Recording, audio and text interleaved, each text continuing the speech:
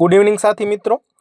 Kamdhenu university અંતર્ગત અભ્યાસક્રમ જે BVSc ઇન AHનો ચાલે છે તે અભ્યાસક્રમ માટેનો જે રૂબરૂ પ્રવેશ કાર્યક્રમનો પ્રથમ રાઉન્ડની જાહેરાત આજે કરવામાં આવેલ છે, જેમાં જે તે ઉમેદવારોએ અરજી સમયે જે હેલ્પ સેન્ટર પસંદ કરેલ છે તે હેલ્પ સેન્ટરે રૂબરૂ ઉમેદવારે હાજર રહેવાનું છે.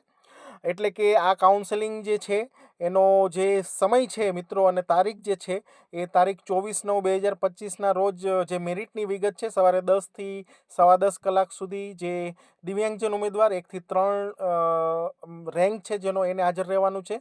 સાથે સેનાના કર્મચારી, એક્સ આર્મી મેરિટ ક્રમાંક 1 થી 11માં જેનો સમાવેશ થાય છે તેવા ઉમેદવારોએ સવારે 10 થી 10:15 સુધીમાં હાજર રહેવાનું છે.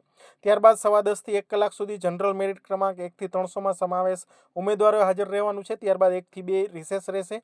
ત્યારબાદ 2 થી 5 EWS મેરિટ ક્રમાંક 1 થી 58, SCBC મેરિટ ક્રમાંક 1 થી 183, ST મેરિટ ક્રમાંક 1 થી 50 અને SC મેરિટ ક્રમાંક 1 થી 25માં જે ઉમેદવારો સમાવેશ થાય છે તેને હાજર રહેવાનું છે.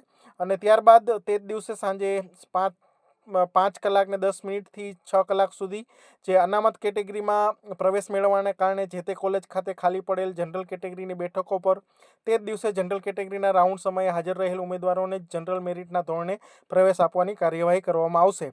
આ શું છે એના માટેનો વિગતેનો વિડીયો મેં અગાઉ આપને જણાવેલો છે, તેમાં મેં ડિટેલ આ બાબતનું ક્લેરિફિકેશન આપેલું છે. આ શું છે તો ત્યાં આપ એ વિડીયોને જોઈ શકો છો.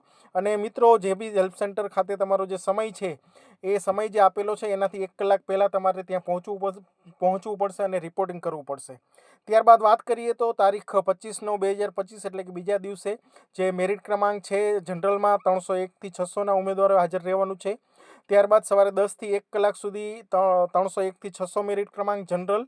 ત્યારબાદ બપોરે 2 વાગ્યાથી 4:30 સુધી SCBC મેરિટ ક્રમાંક 184 થી 356, ST મેરિટ ક્રમાંક 51 થી 100, ST મેરિટ ક્રમાંક 26 થી 50 અને ત્યારબાદ સાંજે 5 કલાક ને 10 મિનિટથી 6 વાગ્યા સુધી જે અગાઉ મેં આપને વાત કરી તે રીતે હાજર રહેવાનું છે.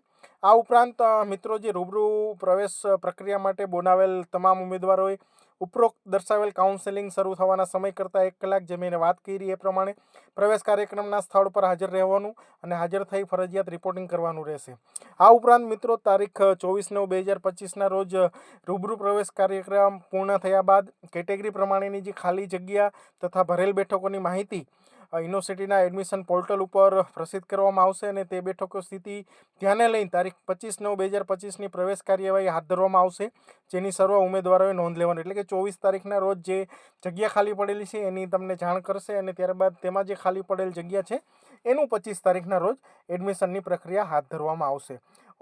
આ ઉપરાંત મિત્રો, જે અગત્યની સૂચના છે જે અહીં આપેલી છે, જે અગાઉ મેં વિડીયો આપેલો એ જ સૂચના છે. આ ઉપરાંત જે બી ઉમેદવારોએ રૂબરૂ કાઉન્સેલિંગમાં પ્રવેશ, એક 8 નંબરનો જે અગત્યનો મુદ્દો છે, રૂબરૂ કાઉન્સેલિંગ કાર્યક્રમ પ્રવેશ મેળવનાર ઉમેદવારોએ પ્રવેશ સુનિશ્ચિત કરવા નિયત ટોકન ફી ભાઈઓ માટે ₹17,600 અને બહેનો માટે ₹5,600 એ કાઉન્સેલિંગના સ્થળ ઉપર તરત જ cash, debit card, credit card, QR કોડથી ભરવાની રહેશે. આ સિવાય અન્ય કોઈ માધ્યમથી ફી સ્વીકારવામાં આવશે નહીં અને પ્રવેશ મળીએ તુરંત ફી નહીં ભરવામાં આવે તો તેનો કામચલાઉ ધોરણે આપવામાં આવેલ પ્રવેશ આપોઆપ રદ થઈ જશે. તો મિત્રો, અગાઉ આપણે જે બી આ બધા નિયમ હતી એની આપણે ડિટેલમાં ચર્ચા કરેલી છે તમામ મુદ્દાઓની.